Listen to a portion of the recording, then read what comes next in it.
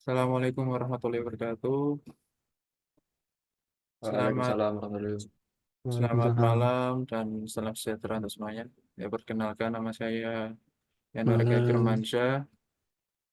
Pada kesempatan ini saya akan memberikan presentasi tentang laporan tugas perkuliahan untuk mata kuliah Arsitektur Organisasi Komputer dari Prodi Sistekin kelas sore dengan kelompok saya yaitu satu Ahmad Saifullah. Monggo Mas Ahmad. Baik, terima kasih untuk perkenalannya. Nama saya Ahmad Sisefullah, 148230001. Untuk selanjutnya dengan Abid, silakan. Malam, perkenalkan nama saya Abid Putra Nugraha 14823000064. Baik, Baik, terima dilanjutkan dengan kasih Mas Anwar. untuk perkenalannya. Selanjutnya, pada laporan tugas perkuliahan kali ini, kelompok kami akan membahas tentang perkembangan teknologi prosesor. Perkembangan teknologi prosesor dimulai dari perkembangan transistor, yaitu suatu alat atau komponen yang ditemukan pada tahun 1947 yang mengubah paradigma dalam komputasi. Selanjutnya, terdapat hukum Moore. Hukum Moore yaitu hukum yang ditemukan oleh Gordon Moore, sebuah konsep yang menyatakan bahwa jumlah transistor dalam sebuah chip dapat berlipat ganda setiap 18 bulan atau kurang lebih 2 tahun. Maksud dari berlipat ganda di sini eh, bahwa jumlah transistor yaitu jumlah dalam cabang-cabangnya atau kakinya itu dapat berlipat ganda. Jadi semisal lebih banyak, makin lama makin banyak itu makin bisa menyimpan data atau untuk menjalankan komputer gitu. Selanjutnya untuk pemrosesan paralel yaitu penerapan multi-core prosesor yang memungkinkan pemrosesan data secara simultan. Yang dimaksud multi-core yaitu semacam dalam halnya kinerja dalam komputer. Jika ada suatu perintah untuk menjalankan aplikasi, dia dapat membagi tugas sehingga untuk kinerja dari prosesor tersebut tidak terlalu berat. Selanjutnya ada teknologi fabrikasi.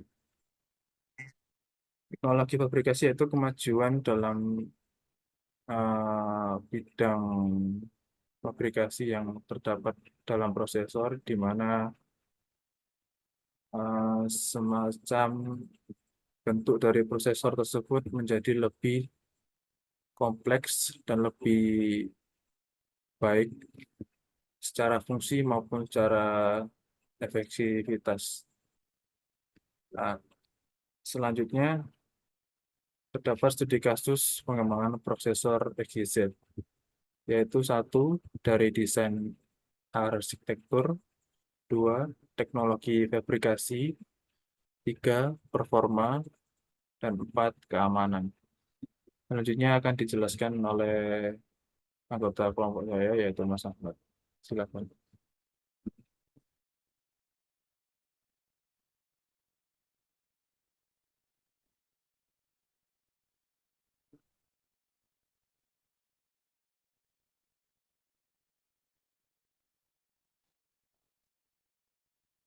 Ahmad, silakan. Mungkin terjadi kendala sinyal.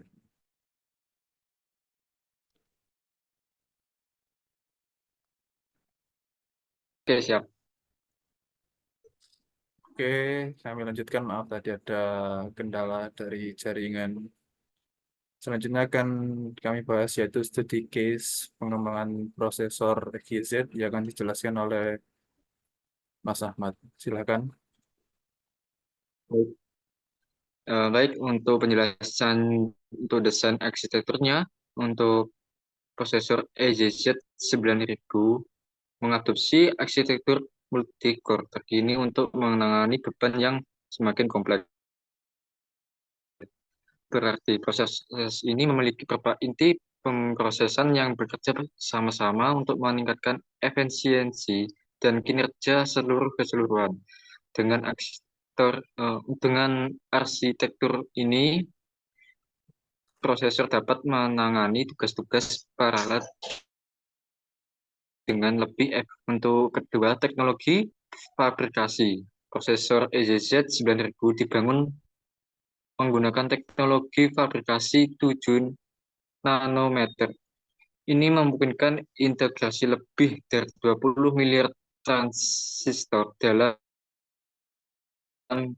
teknologi fabrikasi yang semakin kecil memungkinkan peningkatan kepadatan transistor yang pada gilirannya meningkatkan kinerja, efisiensi daya, dan mengurangi ukuran fisik chip. Ketiga, performa pengujian performa menunjukkan bahwa prosesor EZZ 9000 memberikan meningkatkan kinerja hingga 40% dibandingkan dengan generasi sebelumnya. Peningkatan ini dapat berasal dari kombinasi arsitektur multi-core, teknologi fabrikasi yang canggih, dengan optimisasi perangkat lunak. Ini berarti penggunaan dapat mengharapkan respon yang lebih cepat dan pengenangan tugas yang lebih baik dari prosesor ini. Untuk segi keamanannya, dilengkapi dengan fitur keamanan yang ditingkatkan instruksi hardware dan mekanisme isolasi yang lebih baik antar core. Fitur keamanan ini dirancang untuk melindungi data sensitif dan mencegah serangan cyber.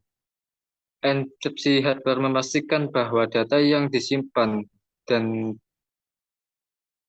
diproses oleh prosesor tetap aman. Sementara mekanisme isolasi antar core multi-core membantu mencegah penyebaran malware dan serangan yang mengakibatkan kerentanan multi-core. Dengan demikian, pengguna dapat merasa lebih aman.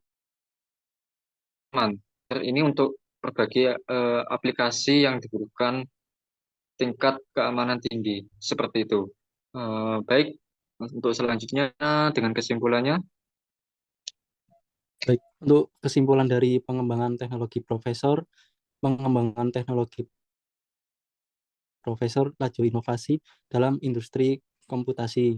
Lalu kesimpulan dari studi kasus pengembangan prosesor XYZ, profesor modern seperti XYZ 9000 menawarkan kinerja yang luar biasa dan memberikan dasar yang kuat untuk perkembangan teknologi di masa depan.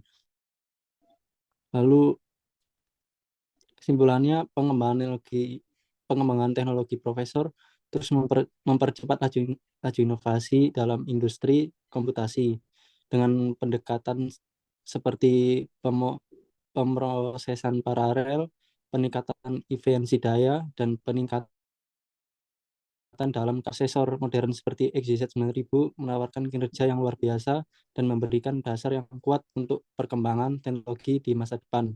Dengan terus memperhatikan perkembangan ini, kita dapat mengantisipasi terobosan lebih lanjut dalam komputasi yang masyarakat dan industri di masa depan.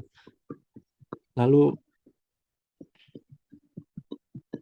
untuk referensinya, perkembangan teknologi profesor, referensinya dari linkedin.com. Lalu referensi dari studi pengembangan prosesor XYZ terdapat dari referensi web yaitu yudiagusta.file.wordpress.com. Oke, Baik, terima kasih ini dari untuk kelompok. kawan-kawan presentasinya hari ini. Baik, dari saya cukup sekian. Mungkin jika ada dipertanyakan atau yang belum mengerti, mohon dimaklumi. Dan Saya mewakili kelompok saya mengucapkan terima kasih atas perhatiannya dan mohon maaf bila ada kata-kata yang kurang berkenan. Dan saya akhiri. Wassalamualaikum warahmatullahi wabarakatuh. Waalaikumsalam warahmatullahi wabarakatuh. Waalaikumsalam. Terima kasih.